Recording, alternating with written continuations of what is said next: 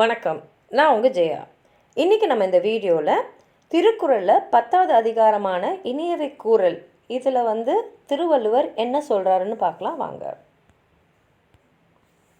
10வது அதிகாரமான அறத்துப்பாலில் தான் அவர் இனியவை கூறல் சொல்கிறாரு. இனியவை கூறல்னால் நம்ம இனிமையான வார்த்தைகளே மற்றவங்கிட்ட பேசுகிறது தான். இதில் 91வது குறள் பார்த்திங்கன்னா, இன்சொல்லால் ஈரம் அலை இப்படிரு இலவாம் செம்பொருள் கண்டார் வாய்சொல். அதாவது ஆங்கிலத்தில் pleasant words are words with all pervading love that burn, words from his guileless mouth who can the very truth discern. அப்படின்னா என்னென்னா, ஒரு வார்த்தையை நம்ம பேசுகிறோன்னா அது இனிமையாகவும் இருக்கணும், அன்பு நிறைந்ததாகவும் இருக்கணும், எந்த விதமான ஒரு கலங்கமோ இல்லை ஒரு கெட்ட எண்ணமோ இல்லாமல் இருக்கணும். இப்படிப்பட்ட சொற்களை தான் நம்ம மற்றவங்களோட பேசணும். உள்நோக்கத்தோடையும் பேசக்கூடாது, கெட்ட எண்ணத்தோடையும் பேசக்கூடாது.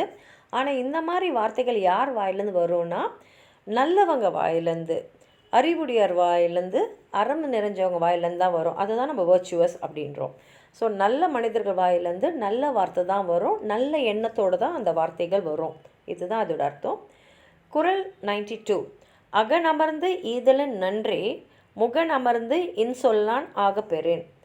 இங்கிலீஷில் a pleasant word with beaming smiles preferred even to gifts with liberal heart conferred. அதாவது என்னென்னா, நம்ம மகிழ்ச்சியான உள்ளத்தோடையும் உண்மையாக நல்ல வார்த்தைகளோடு நம்ம மற்றவங்ககிட்ட பேசும்போது அதுக்கு இணையாக நீங்கள் எந்த பொருளை அவங்களுக்கு பரிசாக கொடுத்தாலும் ஈடாகாது. ஏன்னா அந்த இனிமையான வார்த்தைகள், அதுவும் உள்ளத்துலேருந்து வர வார்த்தைகள், நல்லதை நினச்சி சொல்கிற வார்த்தைகள் உலகத்தில் விலை மதிப்பே இல்லாத ஒரு பரிசாக அது கொடுக்குறவங்களுக்கு அமையும். குறள் 93. முகத்தான் அமர்ந்து இனிது நோக்கி அகத்தானாம் இன்சொல்லினதே அறம். ஆங்கிலத்தில் with brightly beaming smile and kindly light of loving eye and heart sincere to utter pleasant words is charity.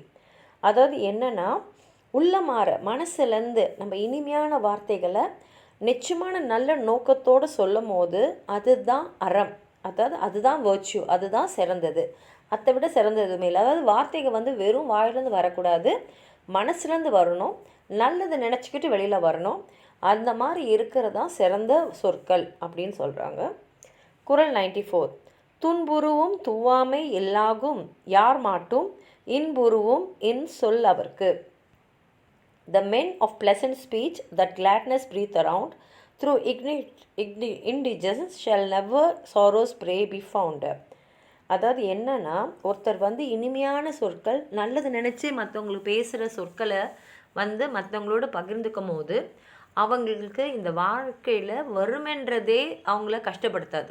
அதாவது அவங்க ஏழையாக கூட இருக்கலாம், ஆனால் அந்த ஏழ்மை அவங்கள கஷ்டப்படுத்தாது. ஏன்னா அவங்க சுற்றி இருக்கிறவங்களாம் அவங்கக்கிட்ட அன்பாக இருப்பாங்க, பண்போடு பழகுவாங்க, அவங்கள உயர்வாக பார்ப்பாங்க. ஏன்னா அவர் நல்லதே பேசுகிறாரு, இனிமையாக பேசுகிறாரு. அதனால் எல்லாருமே அவர்கிட்ட அன்பாக இருக்கும் போது அவர் வறுமையால் அவர் கஷ்டமே படமாட்டார். குறள் 95. பணிவுடையான் இன்சொல்லான் ஆதல் ஒருவருக்கு அணி அல்ல மற்ற பிற. Humility with pleasant speech to man on earth is choice adornment, all besides is nothing worth. இனிமையான வார்த்தைகளை மட்டுமே பேசுகிறவங்க, அதுவும் நல்ல பண்போடு பழகிறவங்களுக்கு அந்த இனிமையான பேச்சும் அந்த பண்பும் தான் அவங்களோட சிறந்த அணிகலன். மற்ற எந்த அணிகலனும் அணிகலனே இல்லை. குறள் 96. அல்லவை தேய அறம் பெருகும் நல்லவை நாடி இனிய சொல்லேன். Who seeks out good words from his lips of sweetness flow, in him the power of vice declines and virtue grows. யார் ஒருத்தர் மற்றவங்களுக்கு பயனுள்ள இனிமையான சொற்களை மட்டுமே பேசுகிறாங்களோ அவங்க பாவங்கள்லாம் அப்படியே கரைஞ்சி போய் அவங்களுடைய நல்லவை மட்டுமே ஏறிக்கிட்டே போகும், அவங்க வாழ்க்கையில் இன்பமே பெருகும். அதனால் இனிய சொற்களை பேசுகிறவங்க மற்றவங்கள மாத்திரம் சந்தோஷப்படுத்த மாட்டாங்க, அவங்களும் சந்தோஷமாக தான் இருப்பாங்க அப்படின்னு சொல்கிறாங்க. குறள் 97. நயனீன்று நன்றி பயக்கும் பயனீன்று பண்பின் தலைப்பிரியா சொல்.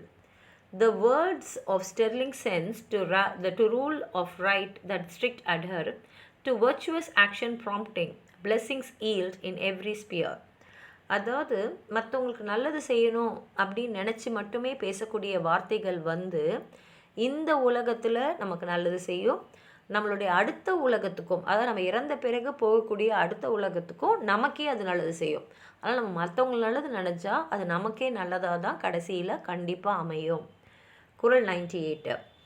சிறுமையும் நீங்கிய இன்சொல் மறுமையும் இன்மையும் இன்பம் தரும்.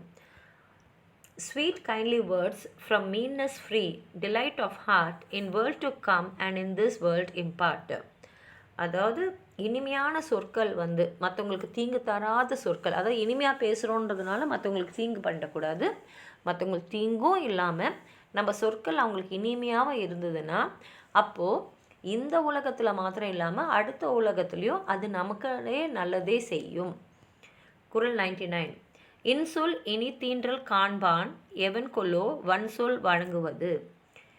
Who sees a pleasure kindly speech affords, why makes he use of harsh repellent words? அதாவது இனிமையான சொற்கள் பேசும்போது நமக்கு வர பயன் வந்து நம்ம அனுபவிச்சிடுறோம். அப்படி அனுபவிக்கும் போது இது நம்ம இனிமையாக பேசுனதுனால தான், அவங்களுக்கு நல்லது நினச்சி பேசுனதுனால தான் அப்படின்றது நமக்கு தெரியும் போது நம்ம ஏன் கடுமையான சொற்களை உபயோகப்படுத்தணும். குறள் 100. இனிய உளவாக இன்னாத கூறல் கனி இருப்ப காய் கவர்ந்தற்று. When pleasant words are easy, bitter words to use is, leaving sweet ripe fruit, the sour unripe to choose. அதாவது நம்ம எதிர்க்க வந்து நல்ல பழுத்த இனிமையான பழமும் இருக்குது, பழுக்காத காயும் இருக்குது. அப்போ மனிதர்கள் எப்போதுமே இனிமையாக சுவையுள்ள இந்த பழுத்த பழங்களை தான் உண்பாங்க. ஆனால் நம்ம வந்து அதற்கு எதிர்மாறாக பழம் இருக்கும் போது காய் எடுத்து சாப்பிட்டோன்னா அது எப்படியோ அந்த மாதிரி தான் நமக்கு எல்லா வார்த்தைகளும் தெரியும், இனிமையான வார்த்தைகளும் தெரியும், மற்றவங்களை கடுமையாக தாக்கக்கூடிய வார்த்தைகளும் நமக்கு தெரியும்.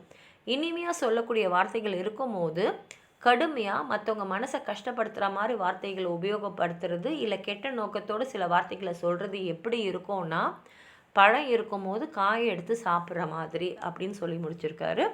இதுலேருந்து வந்து இந்த அதிகாரத்தில் அவர் என்ன சொல்ல வர்றாருன்னா, இனிய சொல்கிறவங்க மற்றவங்க கிட்டேயும் இனிமையானவங்களாக இருப்பாங்க.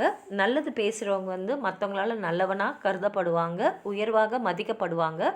அவங்க ஏழையாக இருந்தாலும் அவங்கள அந்த ஏழ்மை வந்து தீண்டாது, அவங்க வந்து சுற்றி நல்லவங்களாலே இருப்பாங்க.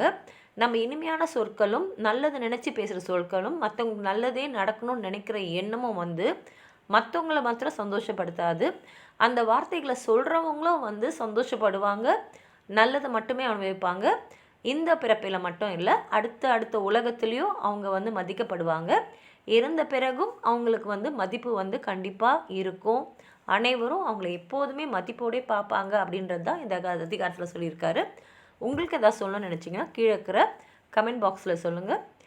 இந்த வீடியோவை லைக் பண்ணுங்கள், உங்கள் ஃப்ரெண்ட்ஸோடு ஷேர் பண்ணுங்கள். சப்ஸ்கிரைப் பண்ணாதவங்களாம் ப்ளீஸ் சப்ஸ்கிரைப் பண்ணி சப்போர்ட் பண்ணுங்கள். நன்றி.